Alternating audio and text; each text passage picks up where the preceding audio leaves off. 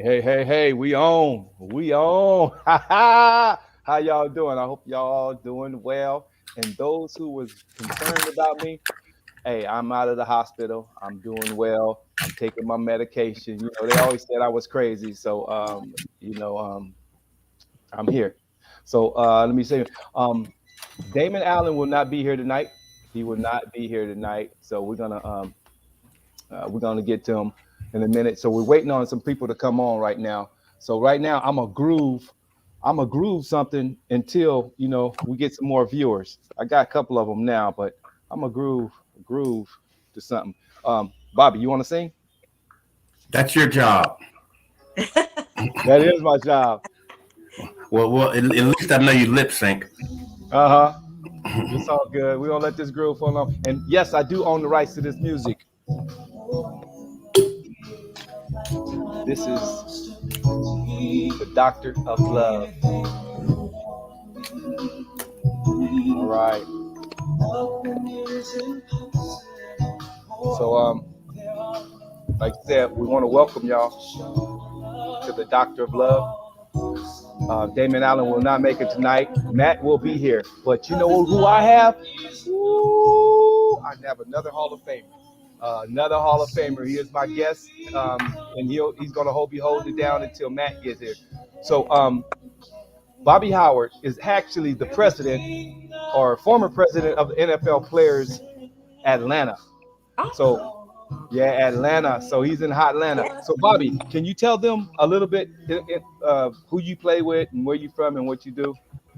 Sure. Good evening, everyone. I am Bobby Howard, drafted by the Philadelphia Eagles and traded to the Tampa Bay Buccaneers and finished my career with the Green Bay Packers.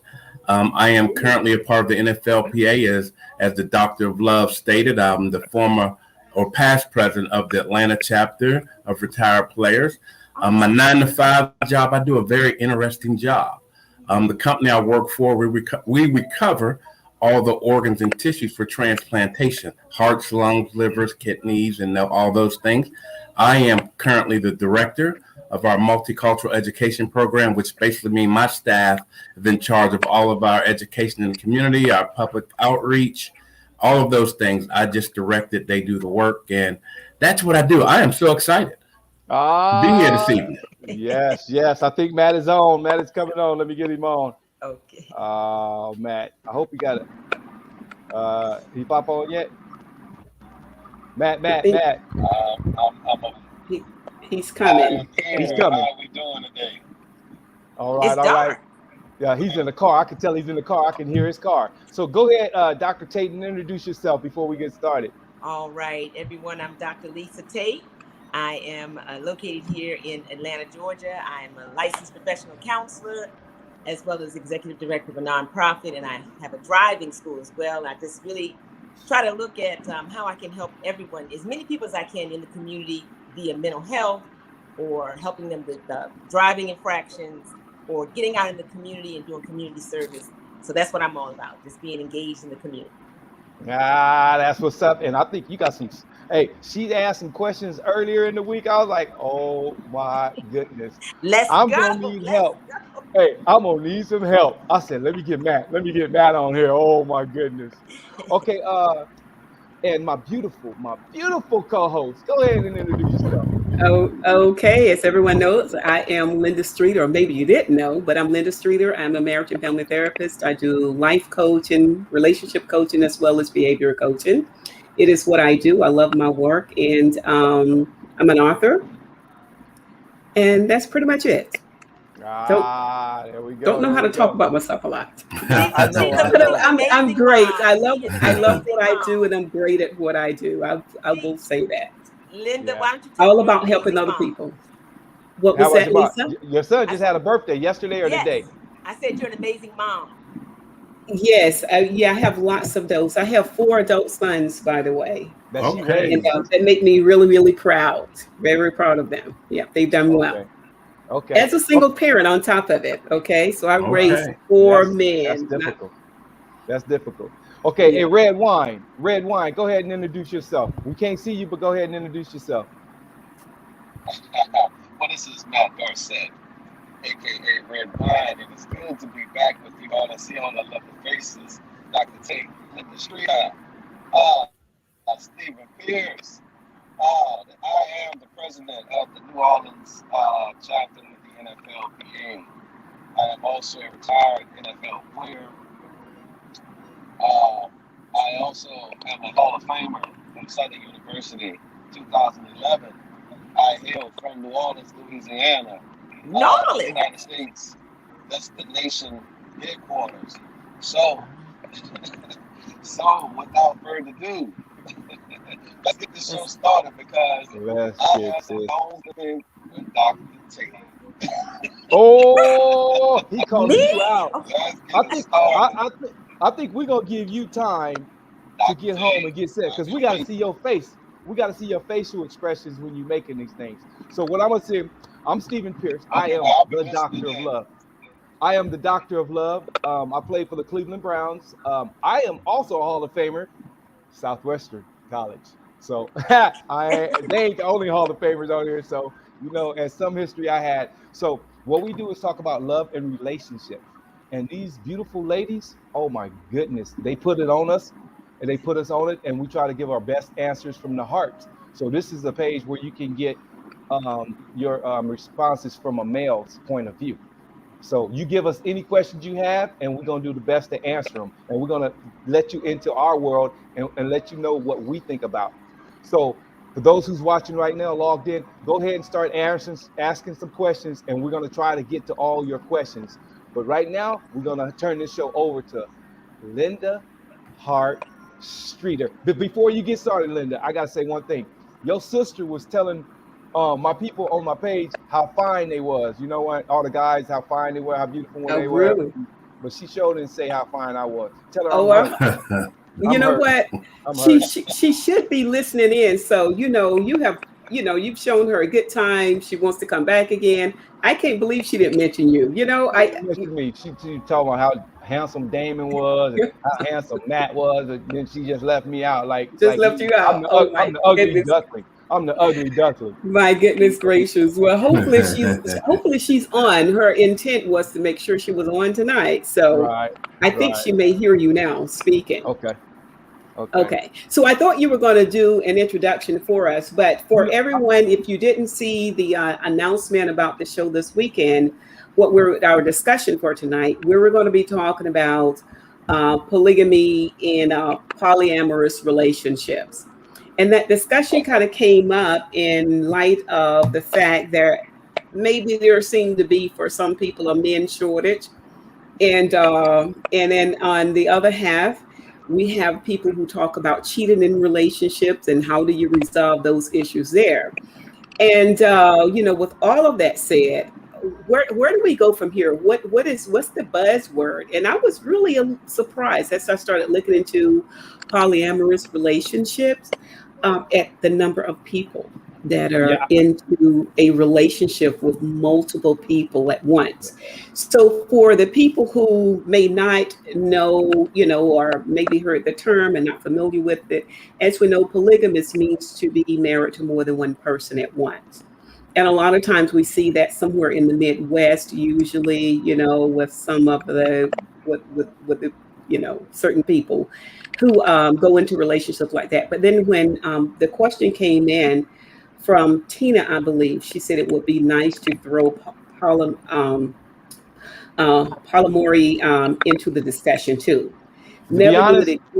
She said, never knew it existed until I saw it discussed on a show or maybe a topic in the future. So it is a buzzing topic nowadays, and that's where we are today. Your understanding of that type of relationship and where you stand. I don't know. Stephen, you were going to say something? Yeah. Because when I saw that word, I couldn't even read that word, to be honest. And I was like, what the heck does that word mean? Okay, can you give us for those out there who don't know what that word means, that last word you said, I couldn't even say it. So what does that word mean, and how do you pronounce it? Polyamorous. Who? Polyamorous. Yes. Polyamorous. I never heard of that. Well, so a polyamorous relationship or a polyamory, if that's what you're like, polygamy, polyamory, I and know then that word. and of course, if you are married, if you are a polygamist, it means you're married to more than I one know, person. If yeah. you are polyamorous, it means that you're in a relationship with more than one person at once. Okay, Yeah. and basically, all parties are consenting. All parties all, know.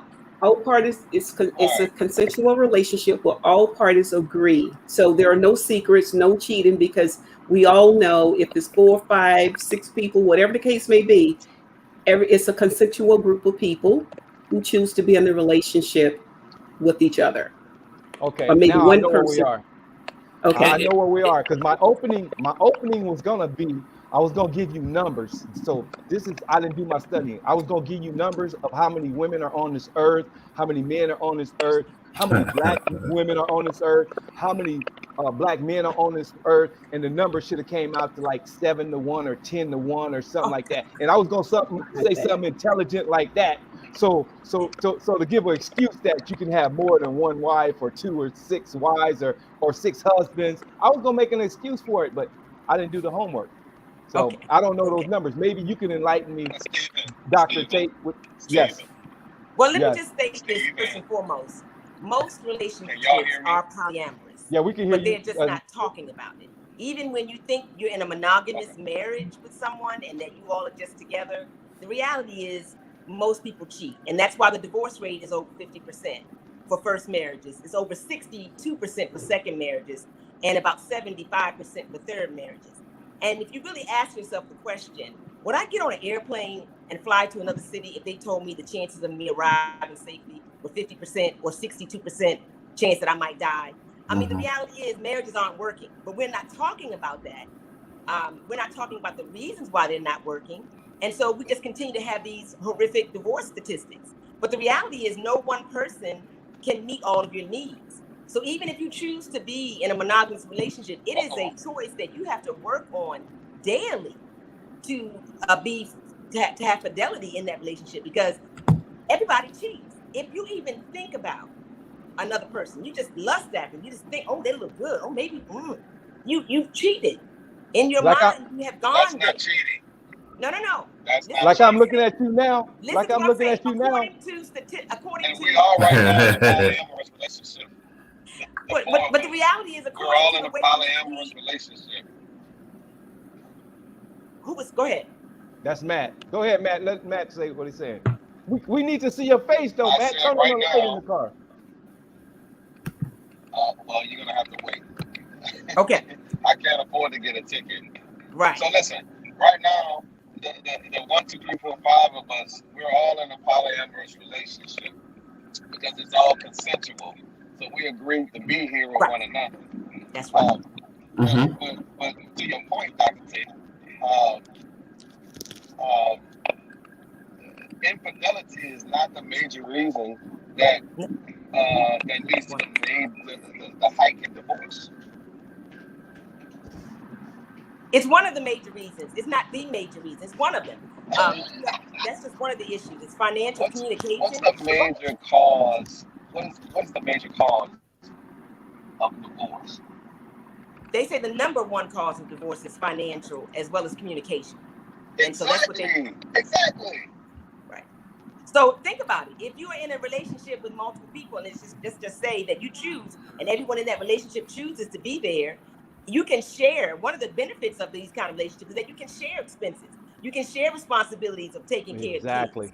And so a lot of people are not seeing, they're not married, so it's not polygamy. They're polyamorous. They're together, and some of them are intimate, some of them are not intimate. You have women that have 2 men that are in her life, and they both know that they're in her life. That they're not. The jealousy is going to come up, but the issue is, have you all communicated in such a way that you know I'm not going anywhere and you don't have to go anywhere. We're together, and we're all together, and however that looks. Right, because there are so many couples. There are so many couples that are comfortable with that, and I talked to some of them, and they say you need to open your mind, because them being together, you having more than one wife, more than one husband, they're business partners, and they love it, and they don't get jealous. Man, they love it, man. You know. Say for example, you're married. Say for example, you have someone that you're married to, and they like to have sex 5 days a week, but you really only want to have sex maybe 2 times a week. I mean, you have someone there that you're not jealous because you're still getting your needs met, but the person that you're with, they're getting their needs met because there's someone else there that wants to make love to them as well. So I'm not saying yay or nay. I'm not saying I'm for it or against it, but I'm saying that monogamy and marriage, as we have been taught in this Western civilization, has made us think that there's only one way to have a relationship, and that's marriage, monogamous. And people aren't living up to it. And some that are living up to it aren't happy. You know, so let's talk about how relationships. The first time I had this conversation was my children brought it to me. And they said, Mom, you know, I'm probably not going to get married. I'm probably going to be polyamorous. And I'm like, what? What? I'm going to probably be with more than one person that I love. You know. What you got, Bobby? So, you know, it's changing just like everything else. Yes. It's changing the way that people are looking at relationships like anything else in this world. And it's being more accepted by people because they're, as you mentioned all the statistics earlier, Dr. Tate, people just are not going down that road. No. Right. And imagine if you are a person like yourself and you have money, you have lots of money, and you every time you get married, you lose half of your money. Yeah, especially as a football player. So let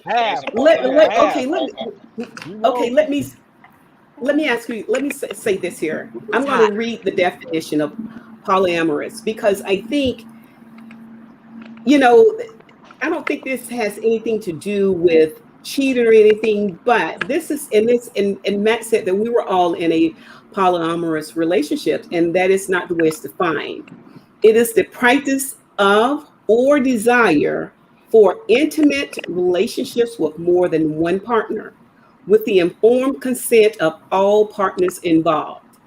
People who identify as polyamorous may believe in open relationship with a conscious management of jealousy and reject the view that sexual and relationship exclusivity are necessary for deep commitment, long-term loving relationship. They don't believe one person is necessary. You have to be in an exclusive relationship to receive the benefits of deep, committed, long-term loving relationships. And other prefers to restrict their sexual activity to only members of the group. So it is more than just people coming together on like-minded with what we're doing here. This is really about being in a relationship with more than one as a group with the consent of everyone. And my question becomes, is that what we need to feel satisfied and to feel whole? I that's where I'm lost at. I don't know who needs that much sex myself, but anyways. No. But that's it. That's the definition. I do. Wait a minute. You speaking from a woman. You know what? You speaking from a woman. A man, I'm just saying, we gotta have it. You know what I'm saying? That makes you relax. You know, it makes you relax and make everything calmer and make you get along. That's part of getting along every day. You know. Okay. The touching, I'm telling you, my love. What is it? Love line is touching. It's physical touch. But Stephen, yes, Stephen, that's me. That's not all women. I've actually looked and was doing some research. There are I saw one lady with 3 husbands. Mm-hmm. Now that was polygamy there. But when I started looking at the report and photos of people who were in polyamorous relationship, women, one woman, 4 or 5 guys. I'm just saying, and whatever. I've seen one man with 3 or 4. You know, it's all mixed up. You know, so it's not that women are not doing it, because women are consenting to it, and they're having more than one partner too. Are they living together? What are the numbers? What are the numbers on that from the woman's point of view? Because you know, when you look at it, that's hard to find. And from my opinion, a man who would agree to be with 3 others with one woman. Right. So well, I don't know what this in the United States are 4% of persons are living polyamorous relationships. 4% of the population. In what area of the country? In what area of the country? Utah. Utah was the first to legalize because polygamy. I think a lot of that. But the reality is that, you know, regardless of how you structure that relationship. And Michael Myers, he's making comments on the Facebook Live as well. He said he's been in a relationship for 6 years, and as long as everyone understands how it's structured, it doesn't mean that there are 6 or 7 people in a relationship. That's not what they're saying. They're saying that you may be in a relationship with someone else, with a guy. Say you're heterosexual and you're in a relationship with a man, but he wants to be in a relationship with another woman as well. He wants to love you both, and you decide, okay, that's fine, but also you need to be open to me being able to love someone else. So it's like you focusing more on the love, not the sex, but more on the love. Now, could I do it? That's not a question we've gotten to yet. We'll answer. When you ask that, I'll answer that later. But you better not be cheating on me. He's a little silly. And it's not cheating because it's a consensual relationship. Right. Hey, okay. Before we go on, let's give some shout outs. Hey, I got Hall of Famer Kevin Mitchell. Right, yeah. Hey, I got Hall of Famer Kevin Mitchell on here. What's up, Kevin Mitchell? Hey, Michael Myers, my homeboy. Hey, that's my son. Natasha, what's up? See Michael, and then we're gonna answer some questions from there. Natasha, James Cannon, that's Nick Cannon's dad. James, we need you on the show because he probably take over the show by now. Hey, Betty, that's your sister, Betty. You see Betty? Yeah, she said I'm finer than anybody on this page, and I agree with that. Hey, Cheryl, I love you. Okay, go ahead, Linda. So the first one I got as a point of discussion was from Dr. Lisa here. She said, in my opinion, the discussion must be centered around polyamory. And she says, as Tina stated above, this is the discussion that our young people are having and our middle-aged people are adopting, which is all this interesting to me because I didn't know. Here is the distinction between the two. Well, she gives a definition of it, basically, but I'm looking to see, she gave a lot of numbers. You have what you wrote. You want to read what you wrote there, okay, Lisa? I will. Okay, so the first question. I don't have any questions yet. Okay, so the first question was, can a man really move on and forgive a woman who he discovers has cheated on him? If no, why is it so hard for when women are asked to do the same? So of course you can. If we're not going to entertain the concept of polyamory and deciding before we get into a relationship that they're going to be other people, why is it that men have such a difficulty? Why is it such a horrible, unforgivable sin when a woman is with someone else in a relationship, but a man asks a woman to forgive all the time? Can you really forgive a woman if she cheats on you? Easy. That's a pretty easy answer. Of course, that's cultural and due to your upbringing, your antiquated and traditional mindset. Okay. And so what's the answer? If I'm not raised that way, so if I'm not raised that way, then I don't think that way. So if I'm raised and how I'm reared and how my thought process is based upon monogamy, then that's what it is. Okay. I had a difficult time hearing that. Look at the mindset in California as opposed to the South, as opposed to the North, the Northeast, the California area, and the South. Look at the mindsets, the way people think, the way people behave. Okay. Yeah, it's a tradition. Yeah, but it's hard because we reading lips too, and we can't really. We need to see your lips moving, bruh. Some of the ladies, the ladies love your lips. So. Well, it's breaking up a little bit for me. Yeah, it's breaking up. So my thing is, I'm not. Hang on. I'm almost to the location. You said that 20 minutes ago. Okay, my thing is, I'm still not understanding the meaning of it. I'm hearing it, but I mean, so how do you go approach a young lady or a young man and say, you know what, we're in this relationship. I wanna sleep with other people, or I want to have a relationship with another person, and I want you to have a relationship with another person. Is that what it is? Is just an open relationship? But see, no, it's not necessarily an open relationship, but you can look at it two approaches to it. If you say boy meets girl, girl meets boy, then they start talking about their relationship status. Oh, this is what I do. This is what, are you interested in this type of lifestyle? It could start from that. And then there are occasions I've heard where two people are already in a relationship because someone had already been introduced to it. One of the parties had been, and then they wanted to introduce their new friend into the relationship status of where they are and to see if they're interested in it. And sometimes people will go along with it and say, well, yeah, they want to be a part of it or they don't. That's down from open relationships or even if it's polyamorous.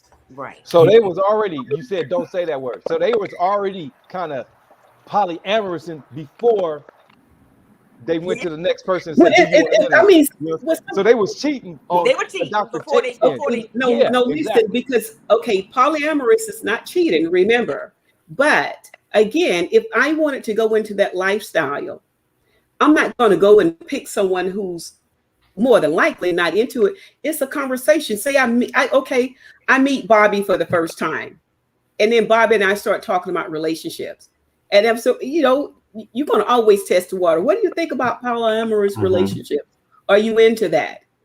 That's how you're going to do it. It's a discussion like you do anything else. You have your way of finding out or knowing how to get what you want. You look at people, and if you're interested, you have a discussion. You just ask me, hey, what's up with you? What do you like? People have sex talks all the time. Yeah, I'm sorry, Linda. I'm sorry, but I was saying, now if you're already in the relationships and you're trying to bring that in, say you got two people married, and maybe one of the spouses heard about it and think that it's like swinging. They may decide, hey, let's go to a swingers party. Someone hear about it and it sounds exciting. They want to try it out, and if they're in a relationship currently, they may talk to their spouse about it or their partner about it. You ever been to one? Well, there's a couple of television shows out there already that's putting it out there for just people to see, and I think that's I don't want to say causing, but getting more people to have the discussion and being open if that's what they want to do. But yeah, there are shows out there. Right. And normally when people introduce themselves on the first date, they have communities where you go to where polyamorous people, meet each other. But normally you introduce yourself as I'm polyamorous. And that means that I choose love. I choose to love more than one person. I choose how that love looks. And when I get in a relationship with a person, we decide that at the onset. We don't tell each other we're going to be monogamous. And then, meet someone else and not be open and frank. So it's really it's more focused on love than it is on having multiple partners or having, I think when people hear polyamorous, they automatically think hippies and wild sex parties, but it's not. It's really just, for example, a lot of people have an office bae, someone that they talk to at work. If it's a man, he's talking to this woman, he tells her everything. She knows almost everything going on in his life, but that's not his wife. He finds emotional support from her. In a polyamorous relationship, you would just let the person know ahead of time. I want to have friendships with them. It doesn't mean I'm going to have sex with them, but I want to have intimate, close, not sexual friend relationships with women, and to be okay. And the person say fine. So you have to structure it the way you want it to look. But let's be honest though. The real talk is it is driven. Yes, there may be emotional support involved, which you can get from many people. But at the end of the day, it is about the ability. If we decide we want to cross, it is about sex. It becomes about sex. And, it's a main ingredient of a polyamorous relationship. That's just it. It's a main ingredient. I'm not saying how often, but it is. Because for you to approach somebody, your partner is not taking care of something at home. That's why you're going to them in the first place, right? I think. Well, is it realistic to believe that any one person can satisfy all of your needs? Hell no. Okay. Is it even fair for one person too? I'm looking here at a comment. Michael Meyer said, "I am in a poly." By the way, that's the short word for it, Stephen. If you can't remember polyamorous, just poly. People know what you're talking about. So Michael Meyer says that I am in a poly relationship 6 years, and I love every moment of it. Okay. So we're talking All right, about Michael. individual, you know. So in this, So Michael, you don't mind your girl sleeping with somebody else? there's no attachment like that. You don't have any control over that. Well, you have to open up your heart to that being a reality, and you can't allow that your insecurities or low self-esteem, and if you will, you have to know that their love is there for you. They choose you not because they're married. There's a ring on their finger, but they choose you every day because they care about you. You may not fulfill all of their needs, but we've agreed you're one of the people that's going to be in my life. And I'm going to have someone else if that other person comes. You have to lay down the rules. I think that has to be something you establish at the beginning. I think married couples that try to do this, it's always going to be difficult because your foundation was monogamy. It was fidelity.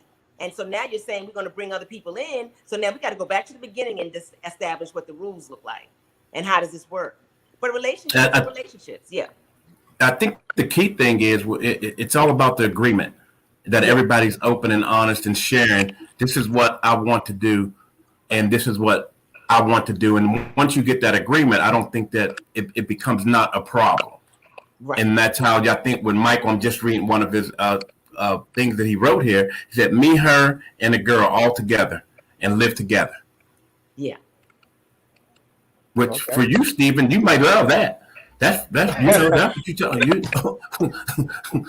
So when it comes, I saw that when it comes down to when I read on the Healthline, they were talking about it, and the article that was listed there talked about 4 valuable keys for people who are in poly relationships, and again, just like monogamous couples, polyamorous couple or people need to be able to trust one another. Right.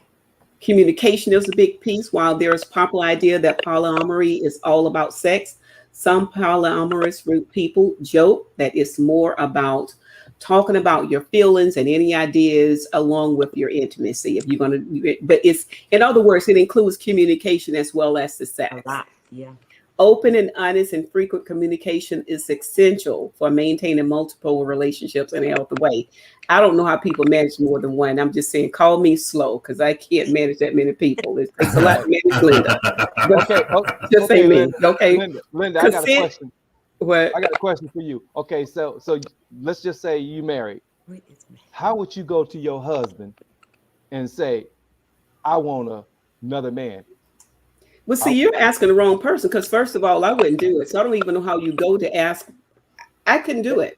What would you say to your man if he came to you and asked you he want a poly relationship? I would tell him he needs to go find him someone else. I can't stop her from doing it. But, if we're married, that's a different thing. Now, are we talking about polygamy now? But if we're dating, I'm all over the place. Yeah, and if we're dating and it's something he wants to do, I don't believe you can control people or tell them what to do. If that's what makes a person happy, right, they should exercise their freedom to be happy. But at the same time, I get to exercise my freedom, and that will probably be where it ends with us. And I think it goes back once again. It keeps coming back to the same topic. Okay. If you're not open and you don't discuss it, then it becomes a problem. As she just stated, that's not for her. So right there, the conversation ends for her because that's not something that she would want to commit to. So it ends. There's no more discussion. I mean, you can keep trying if you want. But it's not going to happen. It's going to be like beating a dead horse, Bobby. It's just not going to happen. Your woman going to say, nigga, please. Probably. So let me ask this question. And you know what? And I also believe that in long-term consequences. I believe that every choice that we make, as I used to say to my sons, hurriedly runs into your future, and it is just waiting for you to get there. And at some point, every choice we make, there's a cost for every decision we make. Trust me. It may be pleasurable right now, but at some point, you will see the cons of every decision that you make. So, I believe in living safely, but I don't judge anybody else who wants to do it. That's totally up to them. So can I just say that this is really, for me, at least for me, more about a social construct than it is about a moral issue? Because if you go back and you look biblically, I mean, David had 600 wives, 400 concubines, and he was described in the Bible as a man after God's own heart. No, it was Solomon. You know, pardon me? Solomon had 600 concubines and 300 wives. David had a little less than I Solomon. thought it was Tyrone. Quite 900, but you get my point. 900. But how do you manage? Can y'all hear me? So as a Got you. There he is. As a social construct, if we go back and we look at the motherland, many kings had multiple wives in Africa, in the motherland.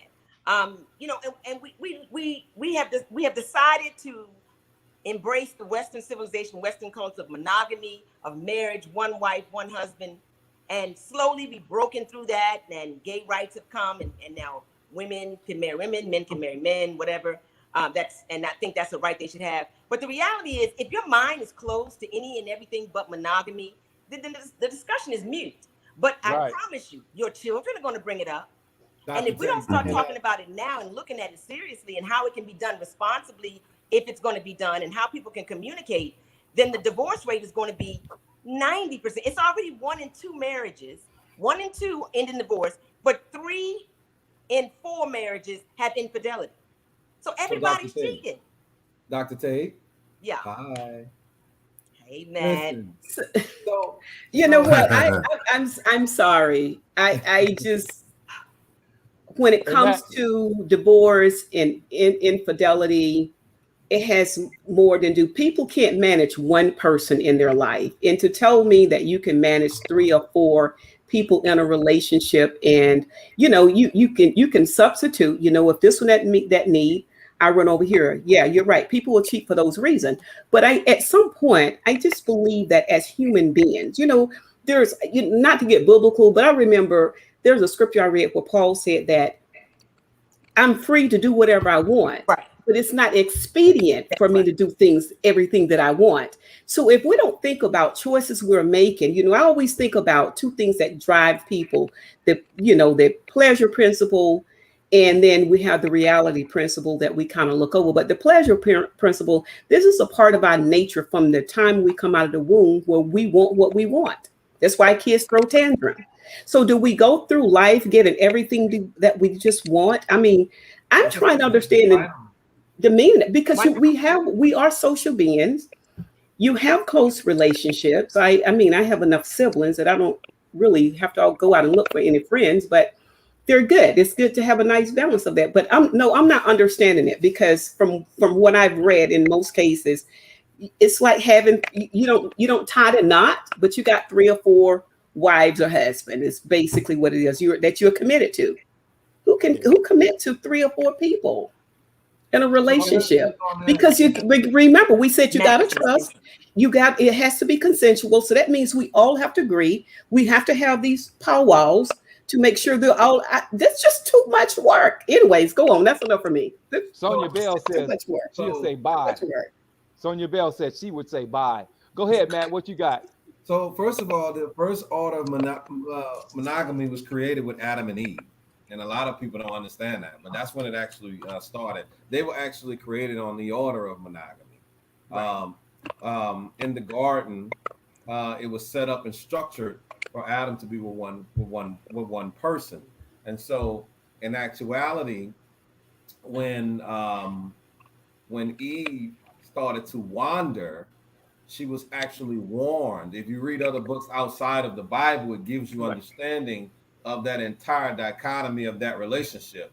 But Eve actually cheated on Adam because she had a wandering eye. Okay. Right.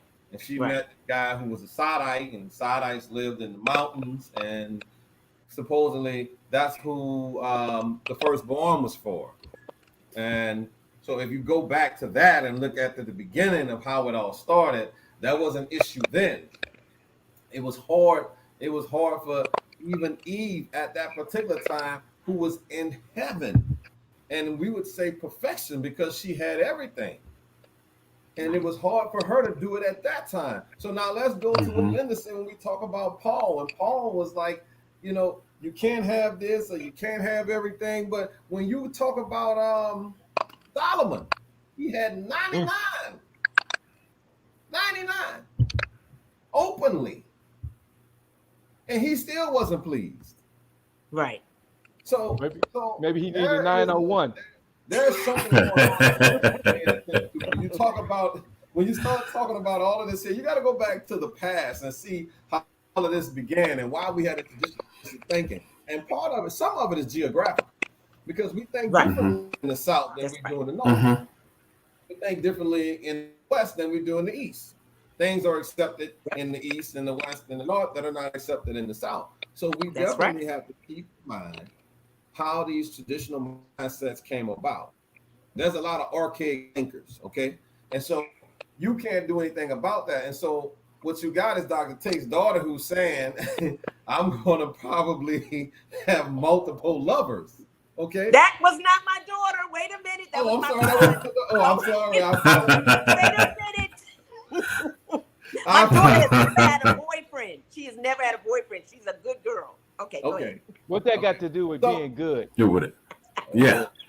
She ain't out here acting wild. Stephen, don't start. Kids are off limit.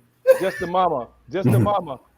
Hey, so Matt, red wine, red wine. Let me ask red wine. So you sitting here telling me that Eve was a freak? What? I didn't say that. He didn't say that. What I'm saying is you that said she was up in the mountains wandering with another man. So ain't that what I heard? I'm just saying.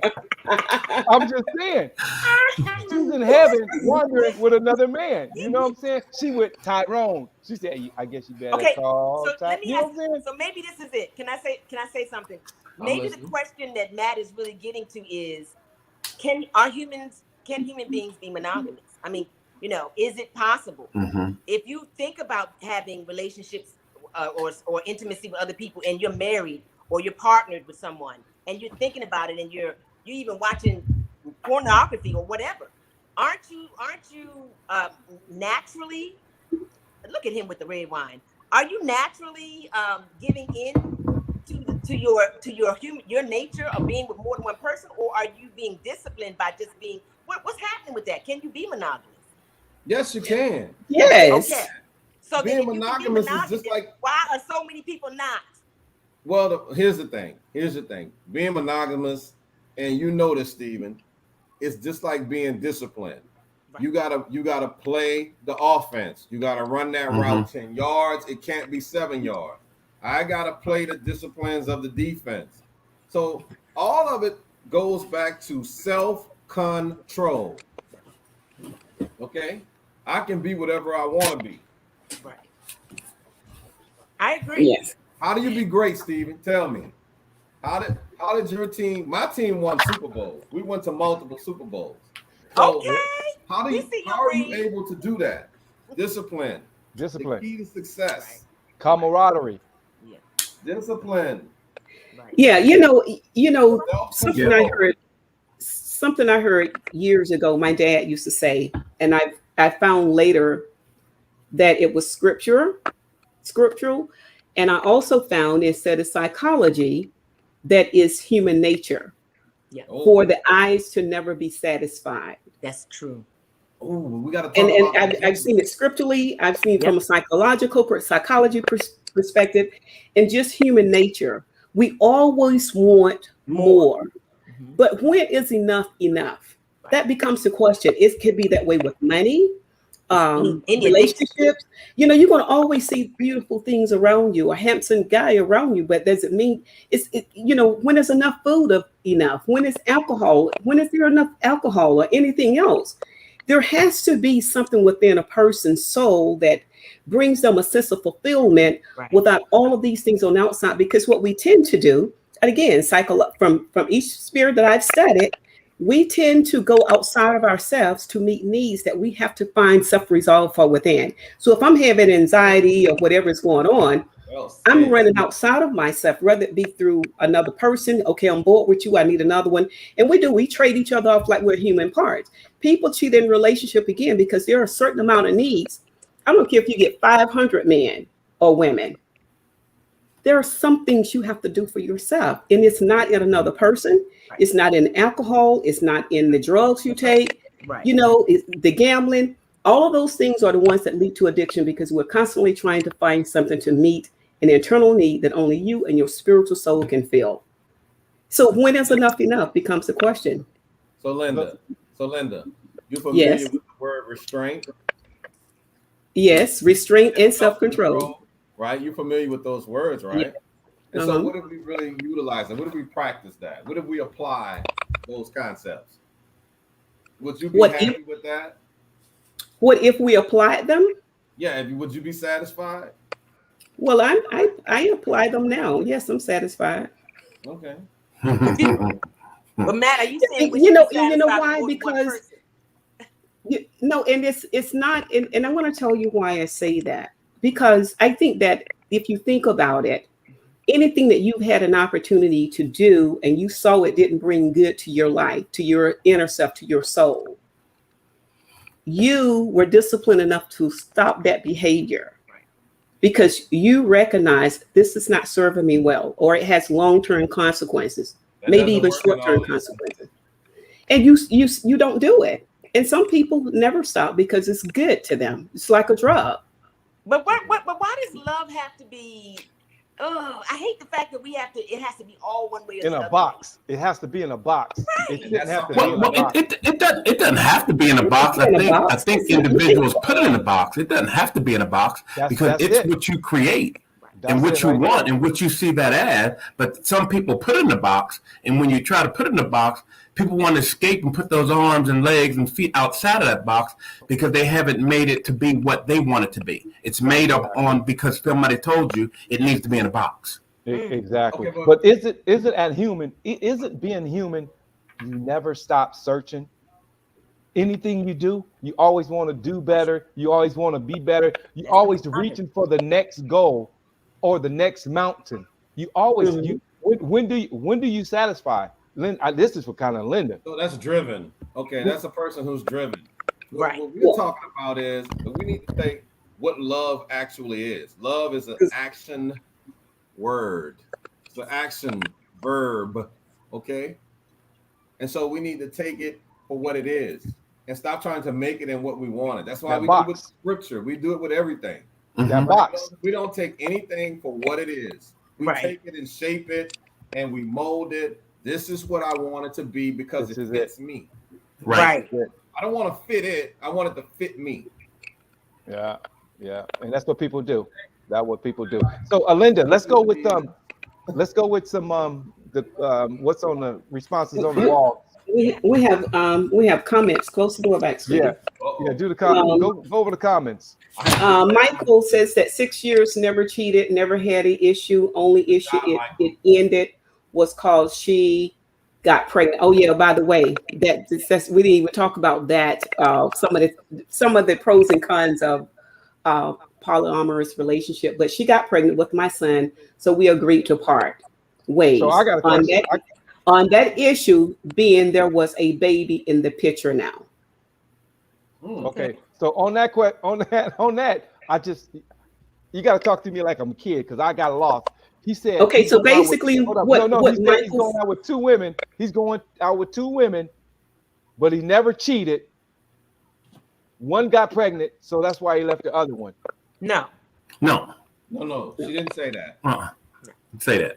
He says 6 years he was in that relationship that he was in, a polyamorous relationship. He was in there for 6 years, and that they never cheated.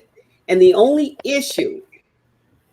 only reason it ended was because one of the she's got pregnant with my son. So we agreed to part ways on that issue, being there was a baby in the picture. And that probably wasn't a part of the original agreement. And babies in most cases, babies are not a part of the agreement. And it goes back again to. But we don't know because every polyamorous relationship is different. So I mean, you have people out here getting pregnant just dating. So if they had an agreement that we're going to be together and we're going to be polyamorous, but no one is getting pregnant, there are no children, and then one of them gets pregnant, that they have that right to say maybe we need to step back. I'm still going to raise my son. You still raise, but I'm just saying the rules are the rules. Yeah, it's exactly. But what I'm saying, how many pregnancies are planned? That's the point I was making. All of them are planned. Yeah, well, no, Somebody decided to get pregnant. Now, who else no, is going to admit it? all pregnancies are not All of them are planned. planned. No. Somebody planned to get somebody pregnant. So if it, so that to become pregnant. so red wine. Listen to me. All of them are planned. No, all pregnancies not planned. Things happen, but no, all of them are not planned. I'm not saying that some are not, but the point I'm making, if you have these dynamics going on in a two-party relationship, you don't think it complicates matters more to have 3 or 4 people having to deal with those same issues? Because see, at the end of the day, who we are and whatever's in us is whatever we're seeking. And if my motivation is to have a baby because I feel that's going to get you, and I come into the, how do you know everybody's being honest? You don't ever know. And that happens in regular relationships every day. That's the point I'm making. Has never kept a man. Exactly. Will never keep a man. It is, but I think are planned by somebody. Now, who's willing to admit that I wanted to get pregnant, I planned to get pregnant, or I tried to get her pregnant? Who's going to admit it? Stephen, now tell the truth. I tried to get her pregnant. I was the baby daddy. I was the baby daddy. For the most menial reasons. I like how she looked. Oh, we'll have a pretty baby together. Some stupidity. Mm-hmm. Right. Yeah. But we still can't say all. Yes, that happens a lot. Planned. Yeah, I want my baby to have curly hair like Bobby. Like me. What kind of women are you with? Oh my God. No, like Bobby. I want him to have curly hair like Bobby Howard.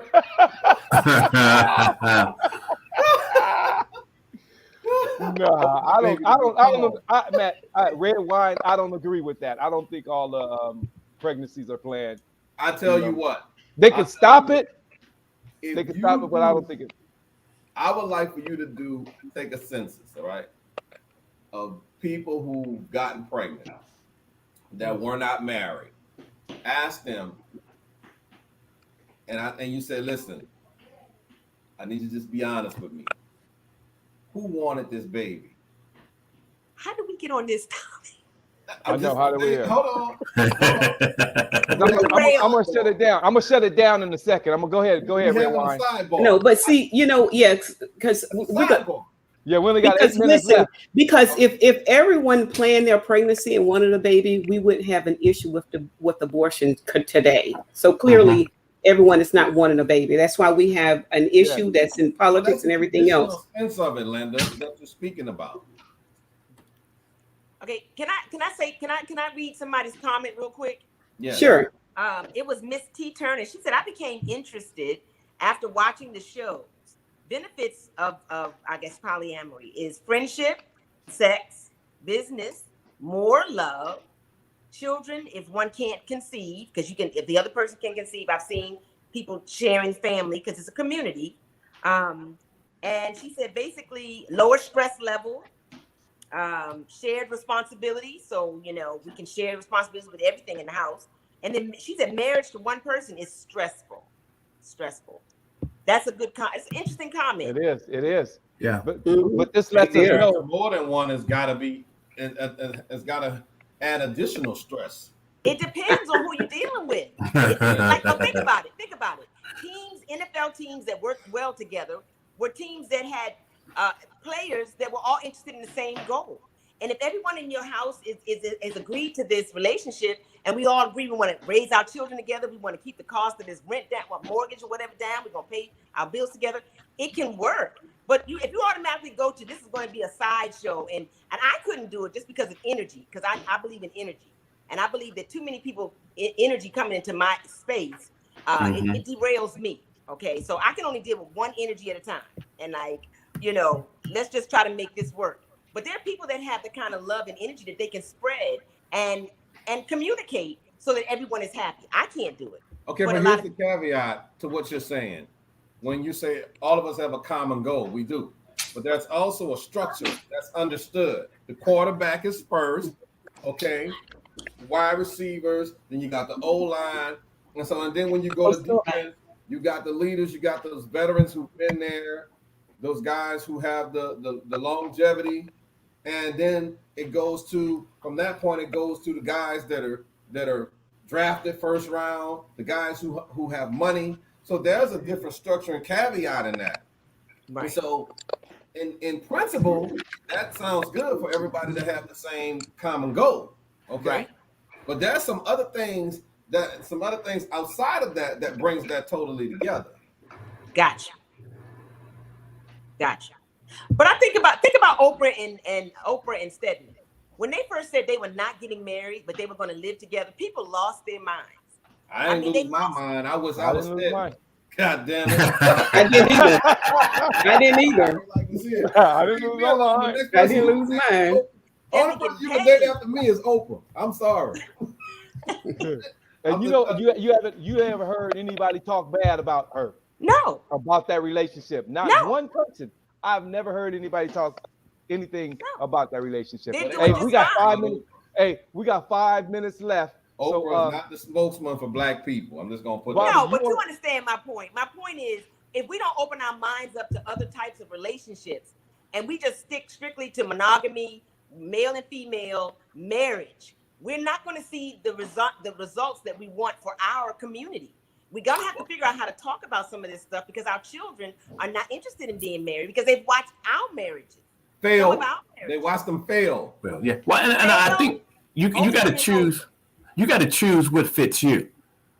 Right. And if this doesn't fit you, then this is not what road you're going to go down. So you got to choose what fits you, right. and not put everything and say this is what you have to do, because as I stated earlier, things are changing. Yes. And this generation that's coming up now, just across the board with everything, they're not viewing it and seeing it the way that we were taught to see it. That's right. Thank God. Thank God.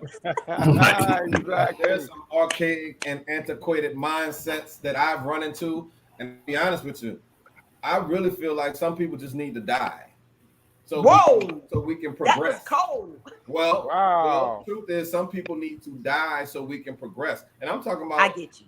I'm talking about this country as well. The mindset. I hear you.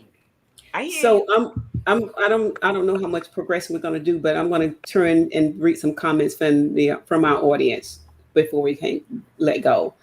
Who have we not read? Betty said a polyamorous person. This takes away the real commitment and responsibility to any one person. Michael said, "Got to have open communication and understand and trust." I don't even understand how people can have understanding with 3 or 4 people and still have a problem understanding and trusting one person. But anyways, I guess that's possible. Dr. Tate is. Yeah. I'm not agreeing, because I'm just saying the reason why I'm a therapist, you're a therapist, you understand the reason why we do what we do and we have to intervene so often is because people won't have these conversations before they say I do. They won't have these conversations in their relationship. That's very true. Down here after you done cheated on your wife and got another woman pregnant, when you all could have talked this out. That you told me not to use that word. Y'all told me not to use that word. What word? You told me to cheat. You told me not to use cheat. We need to get off of that one.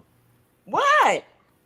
Yeah, well, I just think that, back again to conversations, whatever people choose to do, whatever there's no one glove or one size fit all in life. Right. And half the time, I don't think people really know what they need for themselves, who they are and where they're going. And wherever there's a lack of identity, will always be a lack of needs being met or fulfillment. I think secondly, we can bounce around and try this, try that, all the things we do, 3 or 4 relationships, whatever the case may be, or 3 people in a relationship. It's going to be nice, because I can tell you the next wave with this happening at the rate it is, the next wave is going to be trying to fix some of these people who've been damaged from those types of relationships, because we already know there's no way they're perfect, because they're people are involved. We already fixed them. We already fixed them. Yeah, and so we're already at that point, Linda. We're already at the point of repair. Right. What was that? We're already at the point of repair. We've already begun that. Yeah. Well, yeah. We've already begun that. What you're going to see is an increase of other things like suicide and all of that stuff. Yeah. That's what you're going to see. It's if we don't have enough problems already. Let's see who Betty says, all I see here is that you are free to act like an animal and run from one person to another with no true serious relationships. Thank you for that, Sister Betty.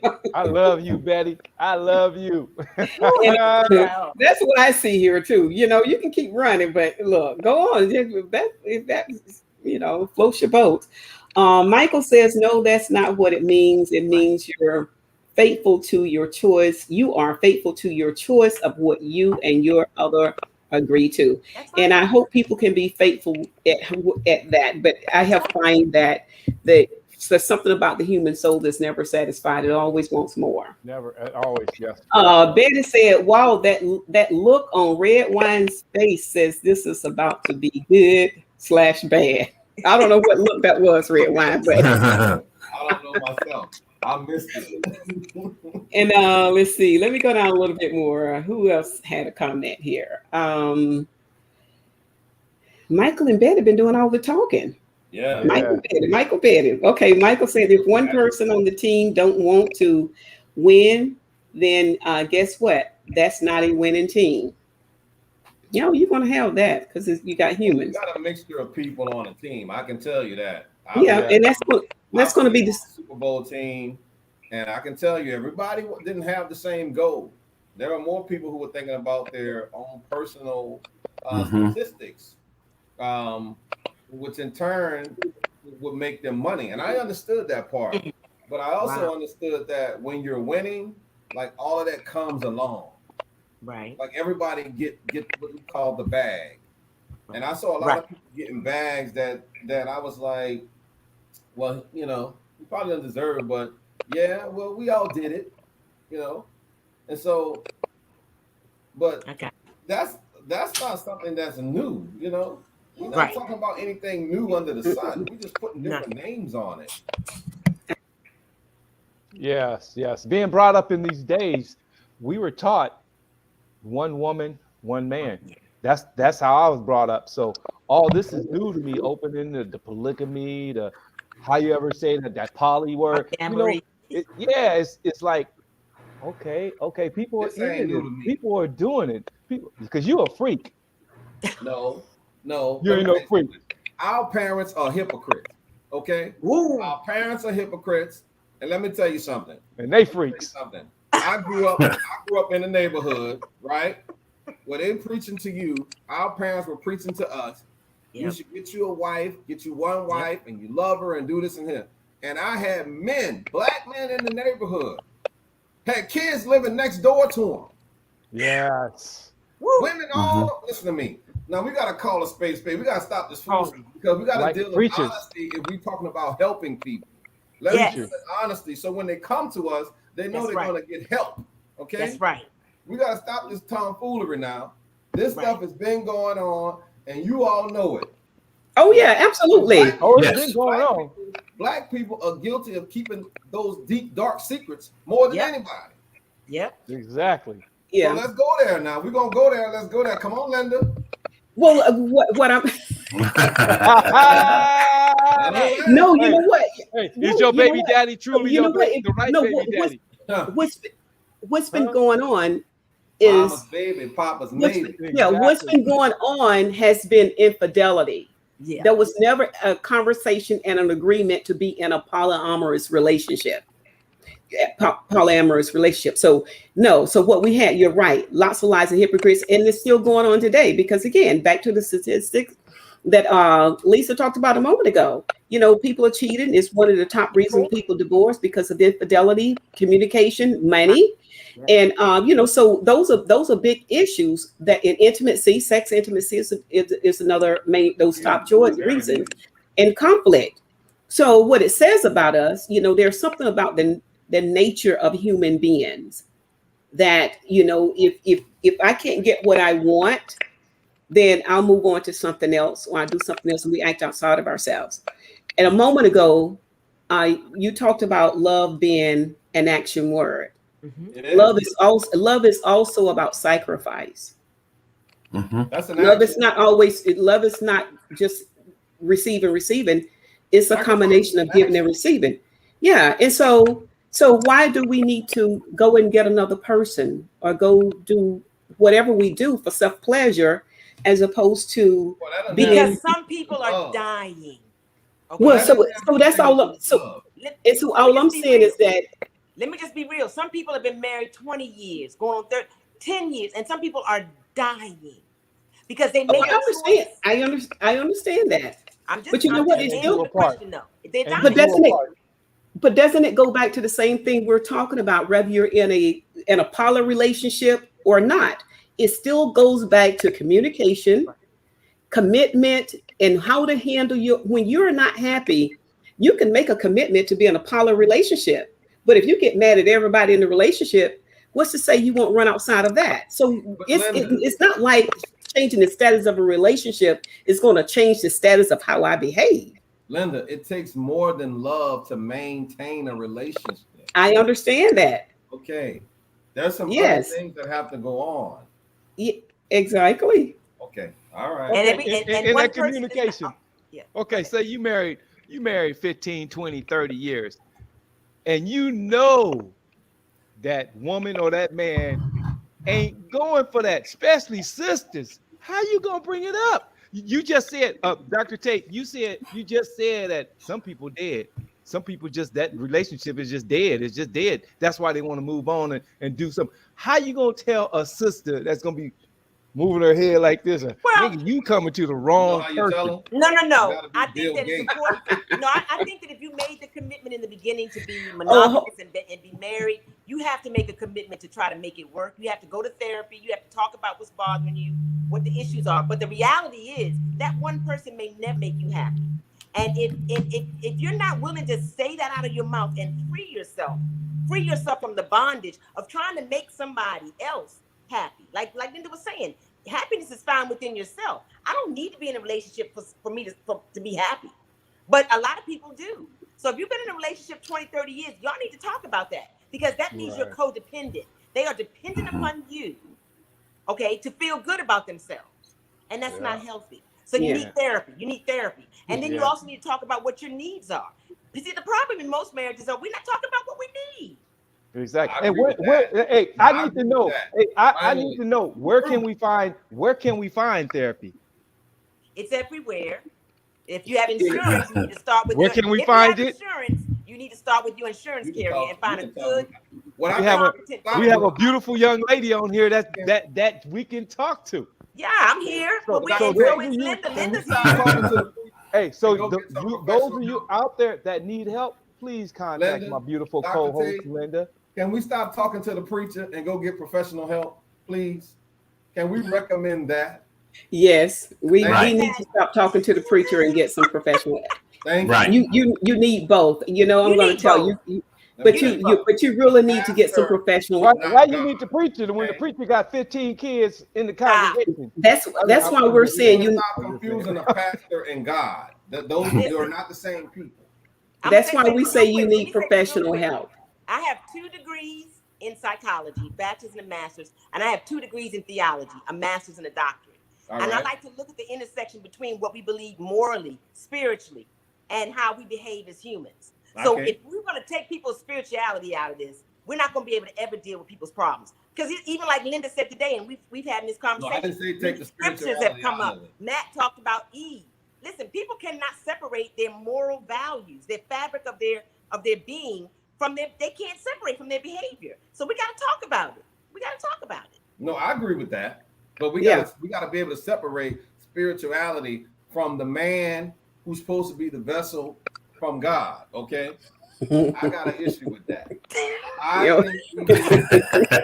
Too much pressure. Is it too much pressure? Listen, this is my opinion. I hear you, man.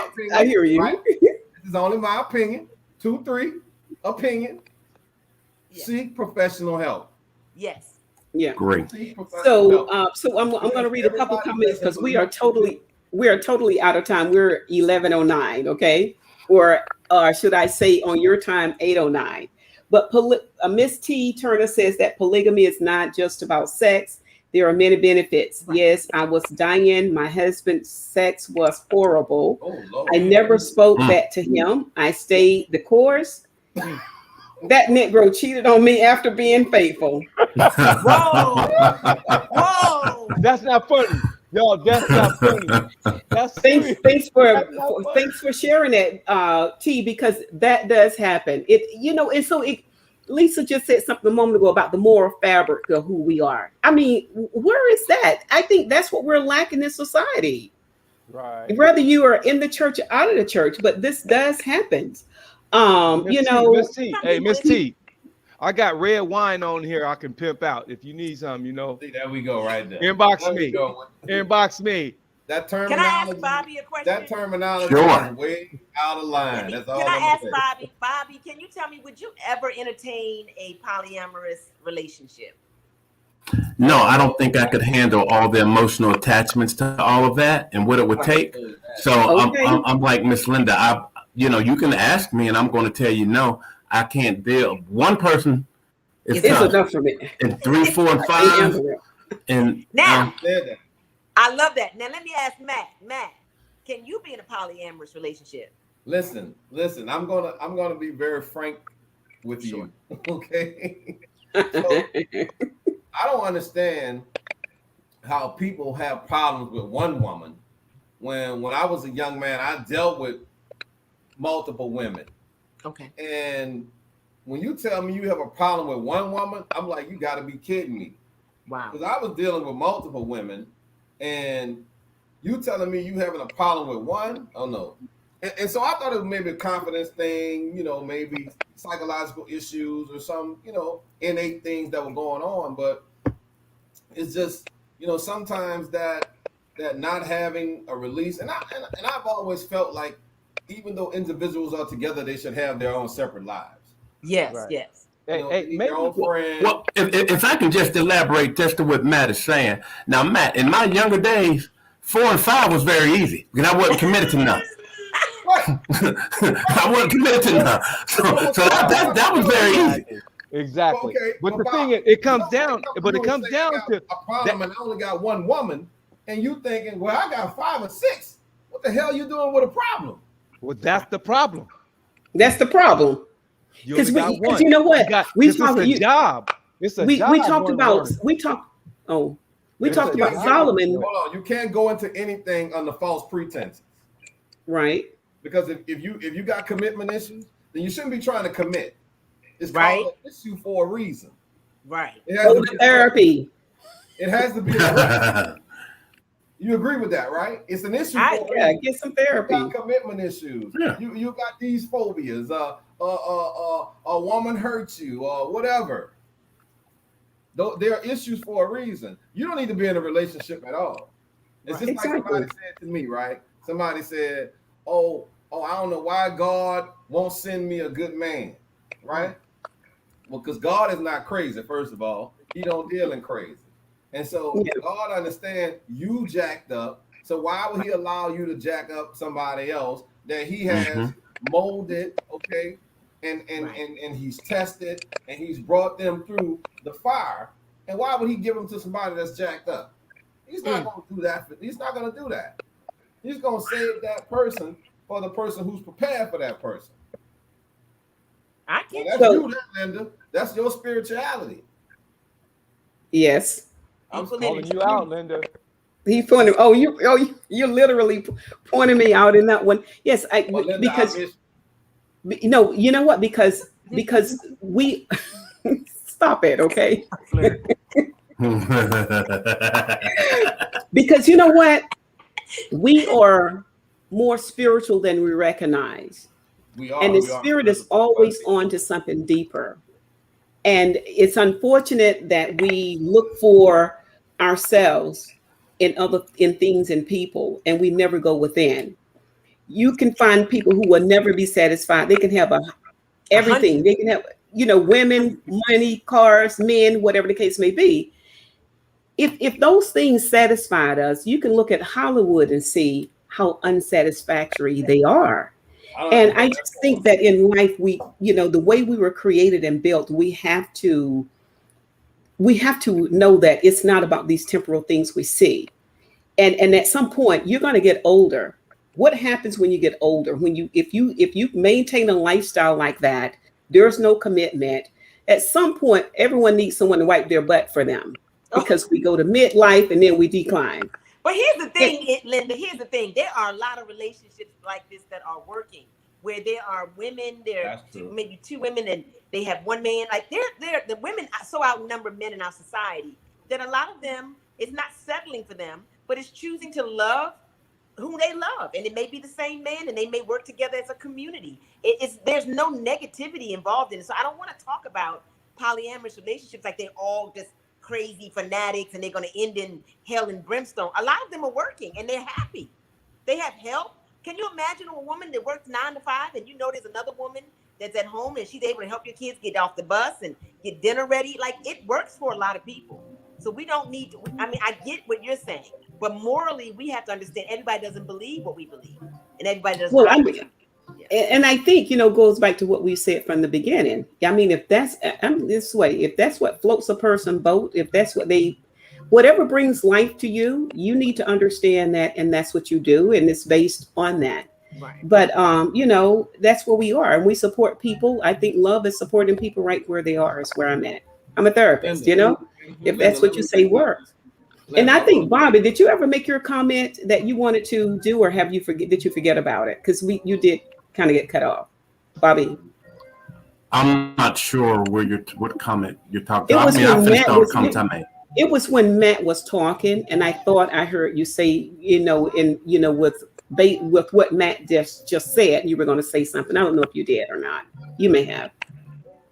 He was saying he agreed with you, and that basically he don't have time for all that energy, all them people. So can I make a comment, right, Bobby, about what Linda just said? Yes. And so I know people who are in a monogamous relationship, right? Husband and wife. Okay. In my opinion, they need a third person. Honestly. And that's why I was saying it may not work with just one person. Well, sometimes you need that balance. But let me say why. Because just like Linda said, like, you're at work, somebody's got to get those kids. Right. Husband's at work, he comes home, he wants to make love, you're tired. Right. You need somebody to intervene. Help. And to me, it makes sense to have someone else. So Matt, I mean red wine. I'm sorry. Thank you. It's red wine. So your side, not yours, but your side chick is that balance to your relationship. Well, listen, I got friends that got girlfriends and wives on the side, and here's listen, we don't have to go there. We don't have to go there because I know that there are side pieces of relationships together. And that's all I'm saying. Like we're looking at it as a bad and as a negative. Right, exactly. But just like you said, Dr. Tate, if we change our thought process, it can be a positive. Yeah. Exactly. It doesn't have to be a traditional archaic mindset or thought process. I don't know. I don't see it as a bad or a negative thing. Okay. When the question was asked of me, the way it was explained, you're talking about a commitment. Now, if you're talking about me and I get all these side pieces or whatever, that's totally different than what polyamorous was explained. That because the polyamorous, that you're talking about a commitment. Now, if you're not talking about a commitment, you're free to do what the hell you want to do. And you when you talk about the commitment, that brings another. So I think when you blurring those lines and explaining that, let's be real. Right. That's the difference. So if you're just talking like, okay, I get 5, I'm good. Exactly. Bobby, that's my point. How you commit to that many people? I'm just saying, it takes all you can to keep you straight in one person. So you're talking about having all of these friends, but when you're talking about a committed relationship amongst 3, 4, 5 people, whatever, and you're talking commitment, everything being consensual, communication, all of that. That's 2 different things from just, hey, no commitment nowhere else, because that's like a marriage to me. So how do you Sabrina, take care of 3 or 4 Sabrina Penn children? Spears says she is not changing her thought process. She Okay, is great. not changing it. But here's what's going on. When you got 4 or 5 other people, they're meeting a certain need. So you got a person who meets that psychological need. You got a person that meets That's that right. communication need. You got a person that meets that affection need. You got a sexual need. And so you got these people that fill all of these needs. Instead of getting one person and asking them to do that, that's an unrealistic expectation. Exactly. Because they can't And do we it. all change and we all grow in relationships. So then Right. what do I do with the new you that comes up in 5, 10 years? You know? Yep. Because if you had met me at 23, Dr. Tate, Yeah. you wouldn't have been able to deal with me. Now, Woo! I'm older now. Oh, you a wild untouchable. thing? I'm untouchable. Okay. You saw that? Okay, Red wine- I red see wine another is starting to comment. feel I it. see it. And he's I see starting to another- feel it. Turn That up. red Okay. wine's kicking in for real. Yeah, but listen, I've been waiting on Dr. Tate.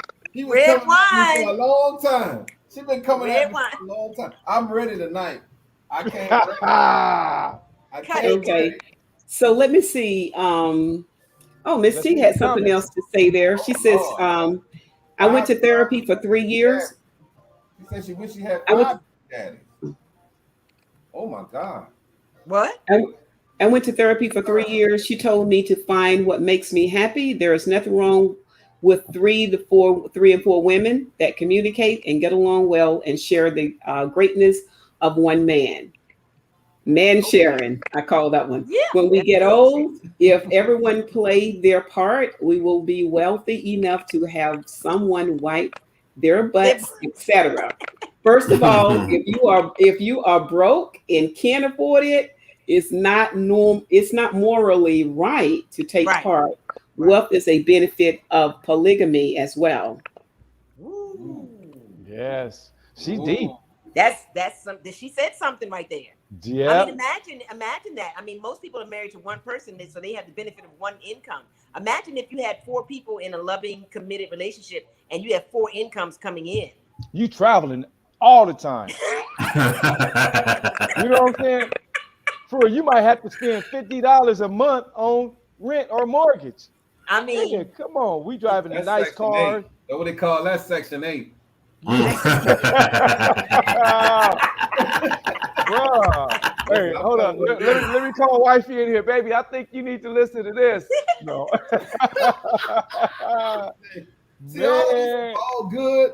All of this is all good until you're the individual involved. Right. And you have to do some self-analyzing and self-assessing in order to get yourself to be on agreement with the things Right. that you're talking about with this Very principle, with this philosophy. right. So all of this is all good until you involved in it. Right. And your feelings, right, come out and you're like, well, she's spending more time with him, you know. It's there. So Yeah. Jealousy is gonna be there. of course. Always. Yeah. Always. Although If y'all on the although same it's a, page- although Go ahead. Go ahead. Linda. I'm sorry. I was going to say, although according to a lot of what I've read, People get over it. the relationship is so consensual that jealousy is one of those things that in most cases they try to deal with up front to eliminate, because it's not going to work if there's jealousy. That's right. But that's and a lot of times they split because of that. Because see, women become emotionally attached, and I've talked about it more than once, whether they want to or not, because it's just the way it happens when you are intimate with a man. This whole little endorphins and these glands that we have here, oxytocin, start to play a role. It's an attachment bonding chemical, and we bond, we attach to the man. And so jealousy does happen. But Linda, we've been doing this for centuries in our motherland. I mean, this is not new that a man that can afford to have more than one woman would have more than one wife, and they would live it's together true. as a community in love and raise all the children as all of their children. You know, the mothers of all the children. So all I'm saying is we can't act like this doesn't work and hasn't worked. No, the jealousy Do you guys know of anybody that's been in this type of relationship that left No, somebody? I don't. I can't think of anything either. So what it sounds like is you want me to tell you? It sounded like one-on-one person is like it's a lot of work. No, I'll put it this way. It's a lot of work. It is. All I'm saying is that either way, it's not a fairy tale. There is work, there's commitment, there's communication. The same elements it takes to keep two people together, it takes to keep a group of people together. And yes, I have seen I actually had some clients in my office when I worked for the court where they were in this relationship. Guess what? Go ahead. One of the husband got booted out the relationship and the wife went with the other three people. I saw a movie like that. But let me say this. That happens in life. Let me say this. Exactly.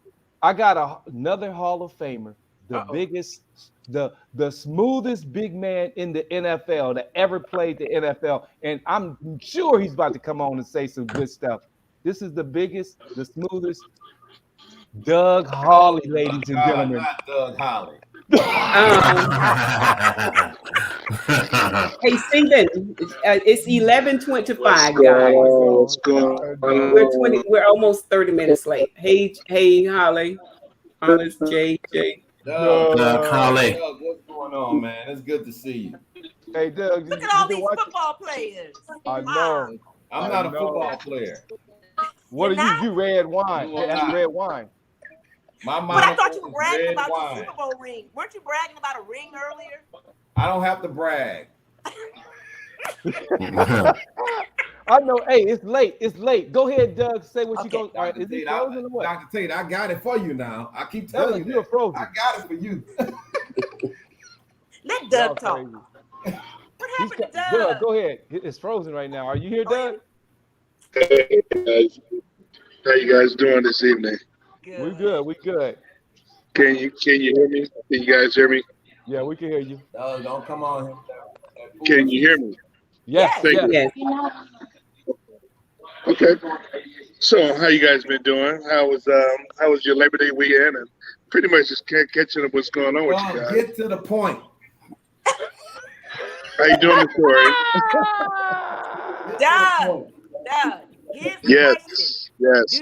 Do you understand, or can you, or do you believe in, or can you endorse polyamory? That's being intimate with more than one person in your relationship.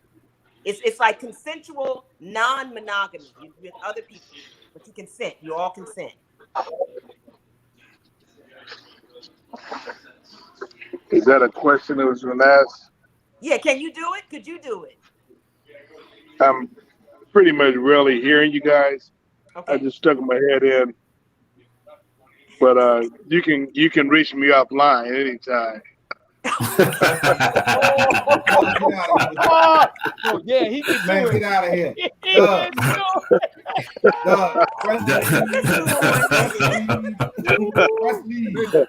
I mean to check up the tree now.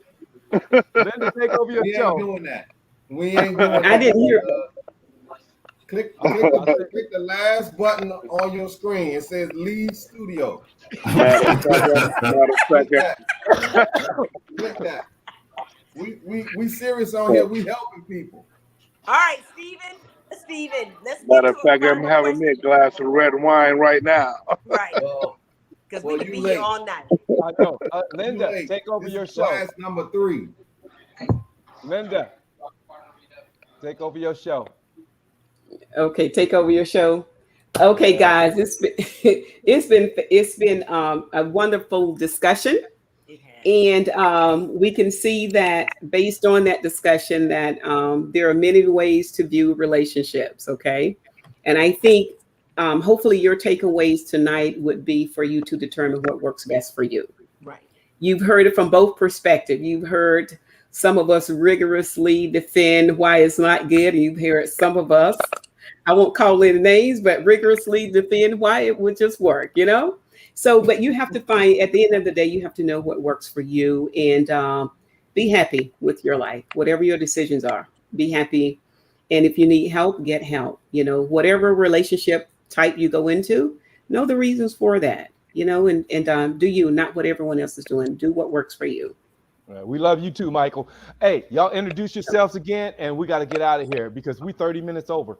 And, Yeah, we are. and Bobby, I am so sorry for keeping you so long. I'm so sorry. So For you, it's okay. yeah, you are my hero. You are my hero. Chapter of the year, every year. Chapter of the year right there. And I just want to say too, I'll introduce myself first, but I want to say to the audience too, thank you all for joining us, for all your comments. Yes. Michael Meyer, thank you very much. Great input. You, Miss T, Tasha, Natasha, you had some comments on there too. All of you guys, but thank you, Betty. Thank all of you guys for being a part of the show tonight and for your comments. And I'm sure this discussion will kind of continue. We'll see what we're going to talk about next week. I'm Linda Streeter, author. What am I? Therapist and coach.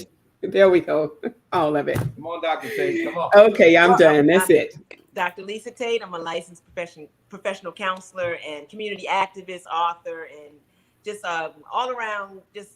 I'm a good lady. You know what I'm saying? I'm good people. That's all. Just check me out on drtate.com. I keep it real and I try to help as many people as I can. Exactly. Okay. Bobby. I'm just Bobby Howard. Thank you for this opportunity. I enjoyed it. Great discussion, great conversation. Hopefully I'll be invited back again. Oh, yeah. All right. Red wine.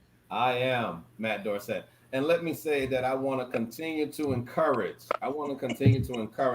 healthy relationships and make sure that they're healthy to you and you understand what healthy is. Right. And I want to continue to promote love and understanding. I want to promote togetherness and unity. Good. And so I invite you all to come back. I thank you all for attending with us tonight. I thank you for your comments. I love the passion. I want you to keep that up. I love the energy. Keep that up. And with that, I say good night. Bye-bye. And I am the doctor of love. And what I need you to do is think about others. You know, when you live your life, do not go out there and hurt others. Your actions will harm people. So think about what you're doing out there. Right. You know, have feelings for others. Don't be selfish. So I'm the Doctor of Love. We want to thank you guys for coming every Friday night from 7 to 8 p.m. PST time. So I love you guys, and please, I need to have y'all back. Y'all fire for real. Bobby, we're gonna get Bobby in Atlanta. I called Bobby at the last minute. I called him an hour before the show and said, you got to be on because Damon boned out. And this was going to be a good session for him. So Bobby talks more than y'all think he does. He seems like he's quiet, but Bobby is deep. Bobby is the man. Bobby is the man for real. And he can also sing too. He sang in the NFL Players Choir too. So thank y'all for coming. Thank y'all coming out. We love y'all, and we out. Y'all don't go nowhere. Okay. We out. Blessings. Okay. Blessings and love, family. Love you guys.